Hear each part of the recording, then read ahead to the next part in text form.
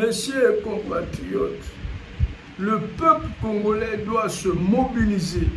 Tout le monde doit se préparer à combattre l'ennemi du Congo, Monsieur Denis Sassou Nguesso.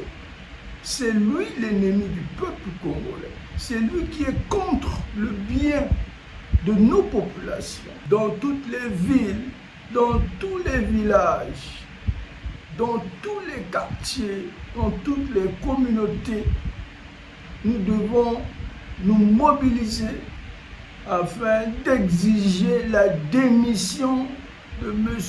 Denis Sassou Nguesso à la tête de notre pays. Si on ne se bat pas, nous resterons les esclaves de ce dictateur, de cette famille de méchants qui dirige notre pays depuis plus de 40 ans. En ce début d'année 2026, je vous invite à garder l'espoir que le Congo peut renaître, que cette année 2026 sera l'année du changement. Je souhaite à chacun de vous, où que vous soyez, à travers le pays ou dans la diaspora, une nouvelle année 2026 de paix, de courage, de santé et de prospérité. Une année d'éveil citoyen, de mobilisation démocratique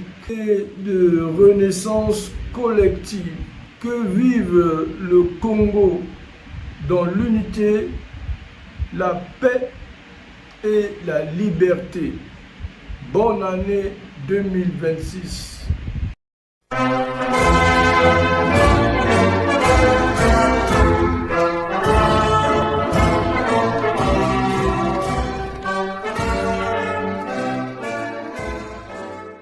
Congolais et Congolaises, mes chers compatriotes, alors que s'achève cette année 2025,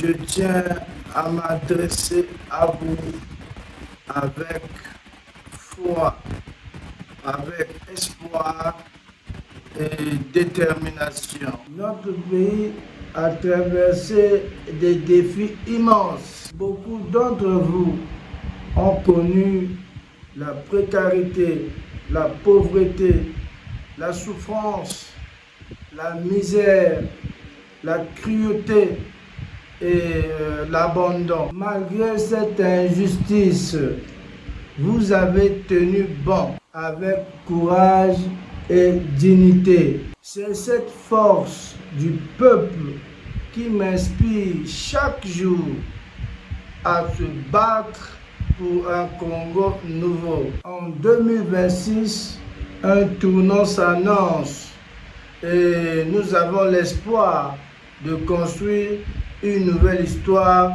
de notre beau pays, la République du Congo. Une histoire de justice, d'égalité, de progrès et de développement. Cette année 2025 a été marquée par l'incertitude, par les douleurs de notre quotidien et les espoirs d'un peuple qui est aujourd'hui pris en otage par une famille de criminels, la famille de M. Denis Sassou Nguesso. Cette année 2025 a surtout été une année où la conscience collective du peuple congolais s'est réveillée davantage, où les voix du changement se sont élevées plus fort, où l'idée d'un nouveau Congo a trouvé l'écho grandissant dans les cœurs de nos populations. Je m'adresse à vous aujourd'hui, pas seulement comme un homme politique, mais surtout comme un digne fils de notre Congo qui souffre et qui croit à un avenir meilleur. Nous savons tous que la République du Congo se trouve aujourd'hui dans une situation chaotique où les populations souffrent sans l'accès à l'eau, à l'électricité, il n'y a pas de logement, il n'y a pas d'école, il n'y a pas d'hôpitaux, il n'y a même pas d'alimentation. Les Congolais sont incapables de se nourrir. Il n'y a pas d'emploi pour les jeunes. Le taux de chômage a dépassé les 80%. Il n'y a que les parents de Sassou Nguesso qui travaillent. La fonction publique les appartient à la famille de Sassou Nguesso et à certains membres des familles qui accompagnent M. Sassou dans le vol, dans le pillage, dans l'injustice qu'il a imposée aux Congolais depuis plus de 40 ans. Les retraités ne sont pas payés, ils n'ont pas leur pension. Les femmes ne sont pas capables d'obtenir des soins de santé. Chez les femmes, l'accouchement par voie basse ou par césarienne n'est pas gratuit. Il y a des enfants et leurs mamans qui meurent dans nos hôpitaux chaque jour. Sassou Nguesso et sa bande de criminels ont volé, pillé tout l'argent de notre pays et il est le premier aujourd'hui à assassiner les jeunes Congolais qui n'ont pas d'emploi, qui n'ont pas d'éducation. Parce que M. Sassou Nguesso a détruit l'éducation des jeunes Congolais. Mais au milieu de ces épreuves, nous avons vu des hommes et des femmes se lever, entreprendre, croire en l'avenir pour notre beau pays, le Congo. C'est cette énergie, cette volonté populaire qui m'anime aujourd'hui à vouloir diriger notre beau pays d'une manière différente.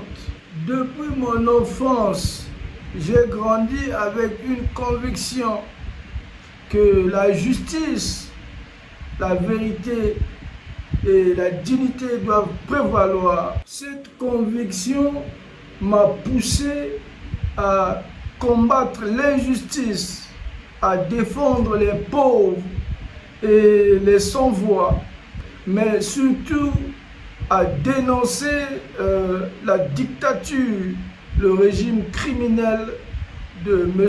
Denis Sassou Nguesso qui a détruit notre pays et a appauvri les populations de la République du Congo. Je le dis et je répète, M.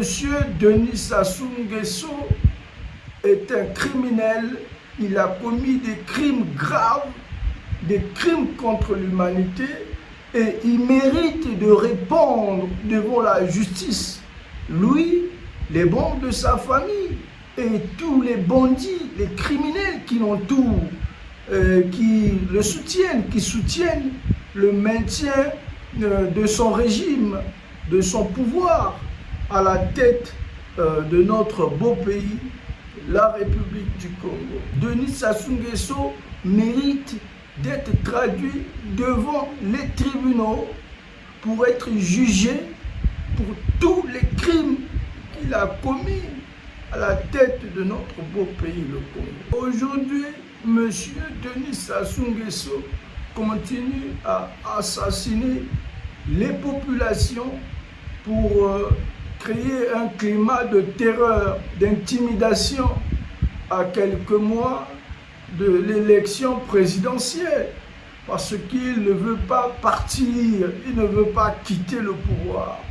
Il veut se maintenir au pouvoir par la force. Après avoir dirigé un pays pendant plus de 40 ans, après avoir changé plusieurs constitutions, M. Sassou Nguesso pense qu'il a le droit de se présenter à l'élection présidentielle de 2026. La constitution d'octobre 2015 n'a pas été votée par le peuple congolais.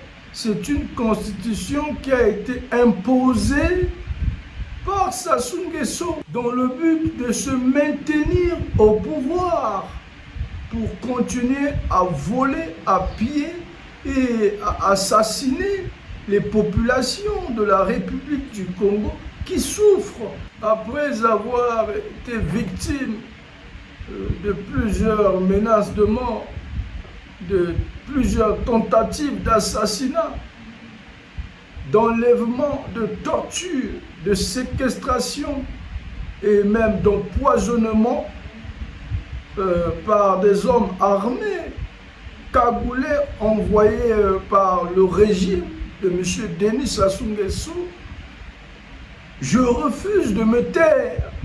Je refuse de me taire et de continuer à assister M. Sassou Nguesso qui ne veut pas quitter le pouvoir, qui veut se maintenir par la force. Congolais et Congolaises, mes chers compatriotes, aujourd'hui nous devons unir nos forces pour exiger la démission sans condition de M.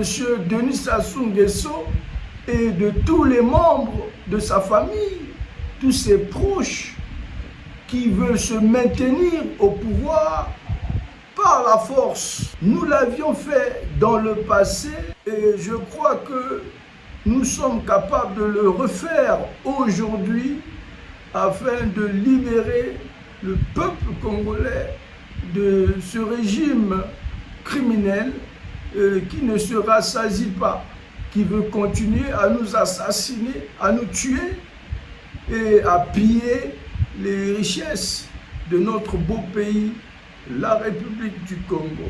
Il y a quelques jours, mon frère, monsieur Alain Bienvenu Ikama, qui a perdu sa fille parce qu'il manquait la somme de 25 000 francs CFA pour payer les soins à l'hôpital. Il a voulu sauver sa fille, mais malheureusement qu'il fallait payer avant de recevoir les soins de santé. Alain Ikama est diplômé en droit.